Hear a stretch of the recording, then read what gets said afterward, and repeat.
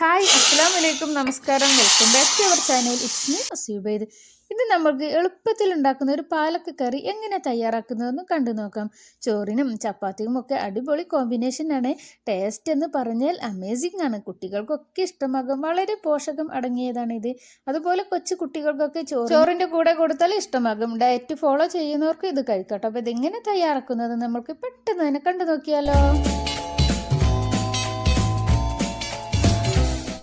ഈ ഒരു കറി തയ്യാറാക്കാൻ ഞാനിതിവിടെ ഒരു 400 ഗ്രാം പാലക്ക എടുത്തിട്ടുണ്ട്. നല്ലപോലെ തന്നെ കഴുകിയെടുക്കാം. ഈ ഇലകളിൽ അഴുക്കുണ്ടാവും, അപ്പോൾ അതൊക്കെ ഒന്ന് നല്ലപോലെ നോക്കണേ. നല്ലപോലെ തന്നെ കഴുകുമ്പോൾ ഒന്ന് നോക്കിയാൽ മതി. നല്ലപോലെ തന്നെ നമുക്ക് അത് ക്ലീനാക്കി എടുക്കാം. ക്ലീനാക്കിയതിന് ശേഷം കട്ട് ചെയ്തെടുക്കാം. ഈ ഒരു ടൈമിൽ പുതിയ കൂട്ടുകാരാരെങ്കിലും കാണണമെങ്കിൽ ഒന്ന് സബ്സ്ക്രൈബ് ചെയ്ത് സപ്പോർട്ട് ചെയ്യണേ. സബ്സ്ക്രൈബ് ചെയ്യുമ്പോൾ ബെല്ലൈക്കൺ ഓൾ എനേബിൾ ചെയ്താൽ ഞാനിടുന്ന എല്ലാ വീഡിയോസും ഇപ്പോഴും നോട്ടിഫിക്കേഷൻ വരും കേട്ടോ. പിന്നെ വീഡിയോ ഇഷ്ടമാകുകയാണെങ്കിൽ ഒരു ലൈക്ക് തരാൻ മറക്കില്ല. ലൈക്ക് ചെയ്യുമ്പോൾ ഹൈപ്പ് എന്നൊരു ഓപ്ഷൻ ഉണ്ട്, അതുകൂടി ഒന്ന് പ്രസ് ചെയ്തേക്കണേ. ഇപ്പോൾ ഇതാ ഞാനൊരു കപ്പ് തുവരപ്പരിപ്പ് ഞാനിതാ വെള്ളത്തിലിട്ട് വെച്ചിട്ടുണ്ടായിരുന്നേ. വെള്ളത്തിലിട്ട് വെക്കുന്നത് നേരത്തെ വെള്ളത്തിലിട്ട് വെക്കുന്നത് നമ്മൾക്കിത് പെട്ടെന്ന് വെന്ത് കിട്ടാനാണ്. നമ്മൾക്കിനി ഇതൊരു കുക്കറിലേക്ക് ഇട്ട് കൊടുക്കാം. കുക്കറിലാകുമ്പോൾ പെട്ടെന്ന് തന്നെ വെന്ത് കിട്ടും. ഇതാ ഞാനതൊരു കുക്കറിലേക്ക് ചേർത്ത് കൊടുക്കുന്നുണ്ട്. ഇനി ഒരു 1.5 ഗ്ലാസ് വെള്ളം കൂടി ചേർത്ത് കൊടുക്കുന്നുണ്ട്. പരിപ്പിൻ്റെ മീതെ വെള്ളം നിൽക്കുന്ന രീതിയിലായിരിക്കണേ. പെട്ടെന്ന് പരിപ്പൊക്കെ ഇങ്ങനെ തിളച്ച് പോകുമല്ലോ, അപ്പോൾ അതിന് ഇത് നമ്മൾ വെക്കുമ്പോൾ ഒരു ടീസ്പൂൺ ഇട്ട് കൊടുത്താൽ മതി. അപ്പോൾ ഇങ്ങനെ തിളച്ച് അങ്ങനെ പോകൂല കേട്ടോ. അങ്ങനെ ഒന്ന് നോക്കണം കേട്ടോ. എല്ലാവരും ഒന്ന് ട്രൈ ചെയ്ത് നോക്കിയേ. ഇനി ഇതൊരു 1/4 സ്പൂണ് മഞ്ഞൾപ്പൊടി ചേർത്ത് കൊടുക്കുന്നുണ്ട്. 1/4 സ്പൂണ് ഇഞ്ചി വെളുത്തുള്ളി പേസ്റ്റ് കൂടി ചേർക്കുന്നുണ്ട്. ഒരു ടീസ്പൂണ് സൺഫ്ലവർ ഓയിലാണ് ഞാൻ ചേർത്ത് കൊടുക്കുന്നത്. നിങ്ങൾ വെളിച്ചെണ്ണ ആണെങ്കിൽ വെളിച്ചെണ്ണ യൂസ് ചെയ്താൽ മതി. ഇനി നമ്മൾക്കിത് നല്ലപോലെ തന്നെ മിക്സ് ചെയ്തതിന് ശേഷം കുക്കർ അടച്ച് വെച്ചിട്ട് ഒരു 3 വിസിൽ വരുന്ന വരെ നമ്മൾക്കിതൊന്ന് വേവിച്ചെടുക്കാം. എന്നിട്ട് പിന്നെ എയറൊക്കെ പോയതിന് ശേഷം നമുക്ക് തുറന്ന് നോക്കിയാൽ മതി. ഇപ്പോൾ അതാ ഞാനൊരു കടായി സ്റ്റൗവിൽ വെച്ചിട്ടുണ്ട്. ഇതൊന്ന് ചൂടായതിന് ശേഷം നമുക്ക് ഇതിലേക്ക് വെളിച്ചെണ്ണ ഒഴിച്ചു കൊടുക്കാം. ഞാനിവിടെ സൺഫ്ലവർ ഓയിൽ തന്നെയാണ് ഒഴിക്കുന്നത്. നിങ്ങൾ വെളിച്ചെണ്ണ ഉണ്ടെങ്കിൽ വെളിച്ചെണ്ണ ഒഴിച്ചു കൊടുത്തോ. ഇപ്പോൾ ഇതാ ഒരു വറ്റൽമുളക് ചേർക്കുന്നുണ്ട്. ആദ്യം തന്നെ ഇതിൽ ചെറിയ ജീരകമാണ് ചേർക്കേണ്ടത്. അത് ഞാൻ മറന്നു പോയിട്ടുണ്ട്. ഞാനത് പിന്നെയാണ് ചേർക്കുന്നത്.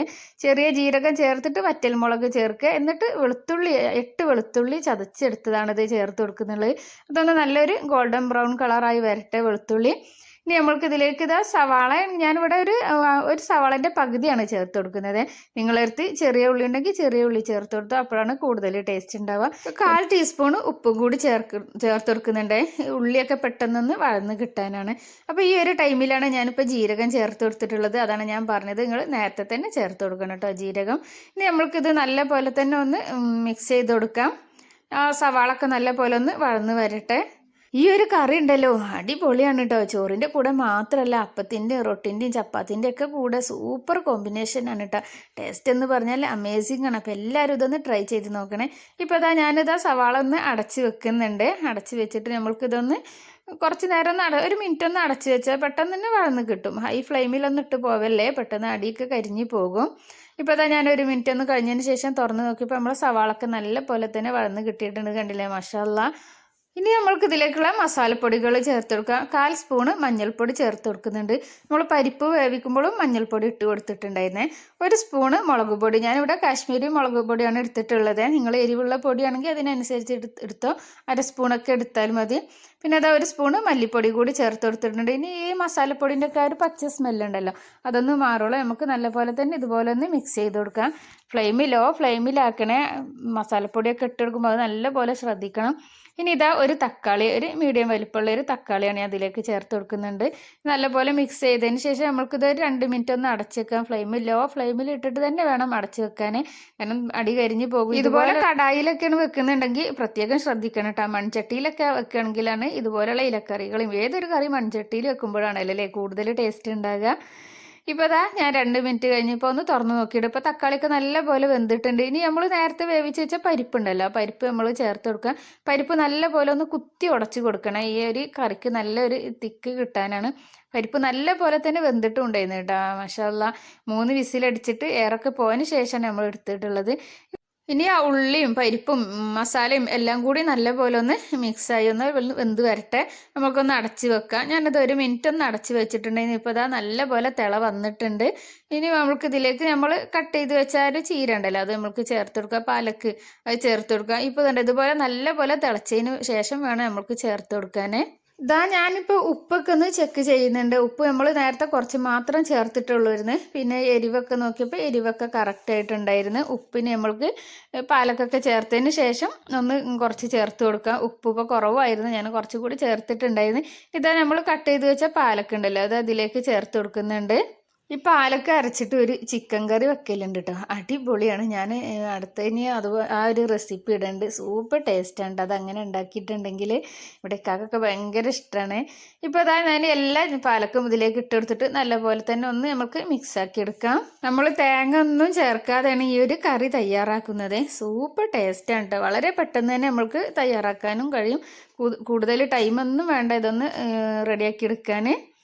ഇപ്പോൾ ഇതാ ഞാൻ 2 മിനിറ്റ് കഴിഞ്ഞതിന് ശേഷം ഒന്ന് തുറന്ന് നോക്കിയപ്പോൾ ഇതാ ഇവിടെ പാലക്കൊക്കെ പെട്ടെന്ന് വെന്ത് കിട്ടുമല്ലോ, കൂടുതൽ ടൈം വേണ്ടല്ലോ നമ്മൾ ഈ ഇലവർഗ്ഗങ്ങളൊന്നും പിന്നെ ഇങ്ങനെ വെന്ത് കിട്ടാനൊക്കെ. ഈ ഒരു കറി ഉണ്ടല്ലോ നമ്മൾക്ക് ഇപ്പോൾ ഈ ഒരു കർക്കിടകത്തിൽ നമ്മൾക്ക് 10 ഇല കറി 10 ഇലയെങ്കിൽ നമ്മൾക്ക് എല്ലാവർക്കും കിട്ടണം എന്നൊന്നും ഇല്ലല്ലോ അല്ലേ. ഇപ്പോൾ ഇതുപോലെ ഇപ്പോൾ നമ്മൾക്ക് പുറത്തൊക്കെ ഉള്ളവരൊക്കെ ആണെങ്കിലൊന്നും 10 ഇല കിട്ടുമല്ലോ. അപ്പോൾ ഇതുപോലെ ഓരോ ഇലകളൊക്കെ വാങ്ങി ഇതുപോലെ ഈ ഒരു കർക്കിടക മാസത്തിൽ നമ്മൾക്ക് കറി വെച്ചിട്ട് കഴിക്കാം. ഞാനിവിടെ മുരിങ്ങയിലയും അതുപോലെ ഈ പാലക്കും ഇതൊക്കെ വെച്ചിട്ട് തന്നെയാണ് കഴിച്ചിട്ടുള്ളത്. 10 ഇലൊന്നും കിട്ടിയിട്ടില്ലായിരുന്നു കേട്ടോ. നാട്ടിലാണെങ്കിലൊക്കെ എല്ലാതും കിട്ടുന്നുണ്ടാകും.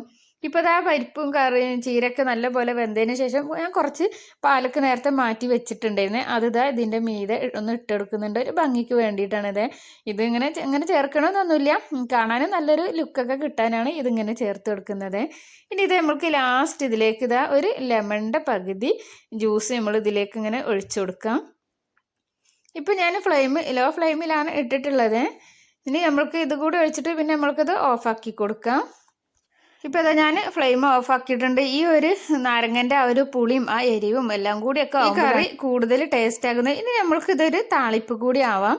താളിപ്പും കൂടി ചെന്നാൽ ഈ കറി സൂപ്പറാണ്. ഇതാ ഞാൻ സൺഫ്ലവർ ഓയിൽ തന്നെയാണ് ഒഴിച്ചു കൊടുത്തിട്ടുള്ളത്. നിങ്ങളുടെ അടുത്ത് വെളിച്ചെണ്ണ ഉണ്ടെങ്കിൽ വെളിച്ചെണ്ണ ഒഴിച്ചു കൊടുത്തു. ഒന്ന് ചൂടായതിന് ശേഷം ഞാനിതാ 2 വറ്റൽമുളക് ഇട്ട് കൊടുത്തിട്ടുണ്ട്. പിന്നെ ഞാൻ ഫ്ലെയിം ഓഫ് ആക്കിയതിന് ശേഷം ഇതാ 1/4 സ്പൂണ് കാശ്മീരി മുളക് പൊടി കൂടി ചേർത്തിട്ടുണ്ട്. അത് നമ്മളെ കറിക്ക് നല്ലൊരു കളറൊക്കെ കിട്ടാനാണ്.